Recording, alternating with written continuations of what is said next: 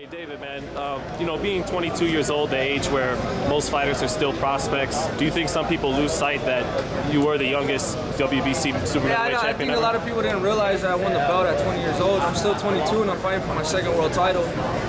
Sometimes I don't even feel 22 years old myself because I've been around such a long time. I turned pro when I was 15 years old. I've been around all these great fighters, so I've really advanced more than what my age is. But I'm just looking forward to be here, being in the spotlight, and continuing to make history.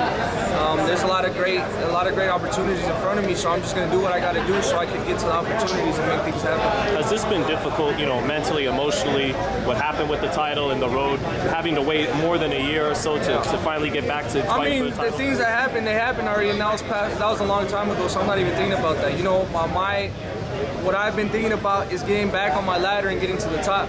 My last fight was great, in front of 50,000 people. It was probably the biggest fight I've ever been in my life, and I made it look easy. So now I get to fight this fight at the Staples Center, which is a dream of mine as well, So I feel like under the lights, under the pressure, the best comes out of me. So I'm looking forward to having the best David Benavidez come out of me September 28th. What's going to be better about David Benavidez fighting for the title at 22 than the guy who fought for the title? It's more experience. When you're 20 years old, you fight for a title, and that's the first big fight you've been on. There's a lot of pressure for you, But I fought these fighters. I fought great fighters already, and I fought in big venues already. I think that's the difference too, fighting in the big venues. So I'm ready for this opportunity. And I'm 22 years old. As the older I'm getting, the stronger I'm getting. The smarter I'm getting. I study boxing every day. I train every day. So I've been working on a lot of new stuff. And I know how to read people, I know how to read boxers a little bit better now. So I feel like there's a lot of aspects of my game that's going to make me better this September 28th. How do you read Anthony Dirrell? He's just watching his last fights. He doesn't do good when he has a pressure fight in front of him. The last guy he fought, he didn't have a good left hook to the body. He threw it to the body, but it wasn't a good left hook to the body. He had an okay jab. He didn't have speed. He didn't change levels. He didn't Attention, those that are in the media tent, if you do not he did have a lot of damage to Anthony Dirrell. I'm a way different fighter from that last guy. I have way more skills in my game than the other guys. So imagine, what I'm going to do to Anthony Dirrell. We know he likes to open up, go toe to toe. Do you think he opens up too wide? There's some opportunities there for you. He does a lot of stuff. He does a lot of stuff good, but he does a lot of stuff wrong. It's my job. It's my job to keep studying him. I have 10 weeks left to keep studying him, and we're going to put together an amazing game plan. You see a lot of exchanges, though. That's what the fans want to see, and that's what we're going to do. I want to give the fans what they want to see, so go all for it. When you talk about Dirrell and other opponents, there's a certain, kind of attitude you have as far as you're kind of at a level. You're not kind of heated. When you talk about Caleb Plant, I feel like the temperature turns up a little bit. Why is that? It's just a fight, that honestly it's just how the people are making it. If I did keep telling me Caleb Plant, he's talking shit. You see Caleb Plant, what he said. But honestly, I don't care about him. I'm all prepared for him like I prepare for anybody else because I take my job serious.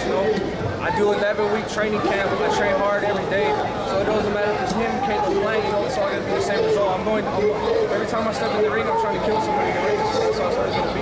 With this fight, you never lost the title, so it's almost kind of like in a sense of a second title defense. I just beat myself basically, and it's basically another world title. It's a world title shot. I don't have it no more. So the champion in recess right now, I'm not a champion.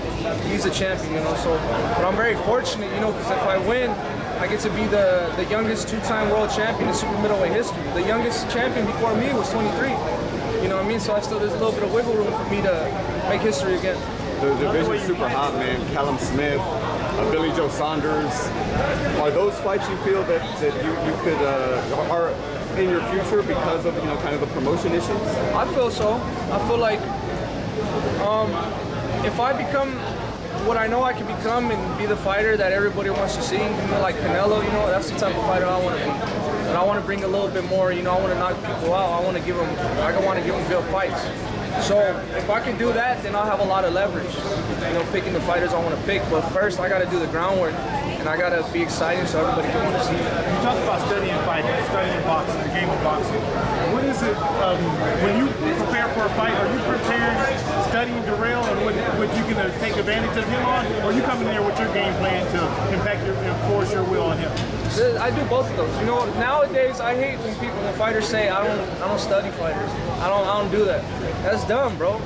Why would you not want to watch something and be ready for the exact same combination you're gonna throw when you could counter, you could do something else? You know what I mean? You got to study these fighters. You know, I think people are just becoming lazy now. They don't want to watch tape, or their ego is that big. You know what I mean? That they feel like they don't have to do it. But see, like, Anthony Dirrell likes to throw that uppercut. You know, we all know he likes to throw that uppercut. So I'm watching him, I'm seeing how he sets the uppercut up so I can come back with the counter. So I don't get caught with that uppercut. You know, I got a lot of game plans, I got a lot of tricks in my bag. Are you ready for this fight? You're ready for this fight coming up in September? Yeah, I'm extremely ready for September 28th. It's going to be at the Staples Center, my first time fighting there.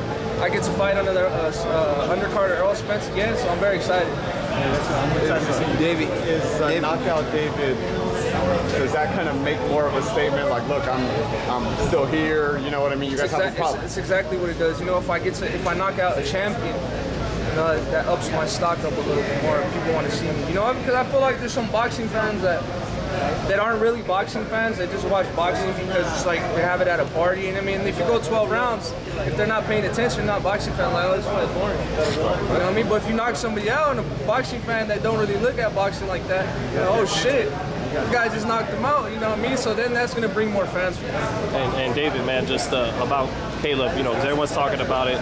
What do you think of? He has fast feet, and we know you got fast hands, power, but we haven't seen you move a lot. Is that going to be a problem if he tries to use that lateral movement when you guys meet up? I mean, you haven't seen me move a lot because you've never seen me with somebody that moves a lot like him. Right. You know what I mean? That's what I'm talking about studying. Again, you know, you could cut the ring, you could do stuff so where he doesn't move a lot. You know what I mean? It's just that when that fight comes, I'll have a better game plan for it. You know what I mean? That's what I focus on the fighter 100% when when I'm scheduled to fight him. You know, Anthony Dirrell's way different from Caleb Plant.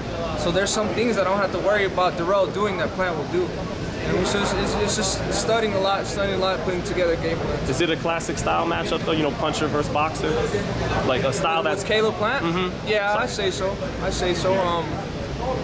Yeah, I mean, Plant's a good fighter. You know what I mean? It's just that it'll be like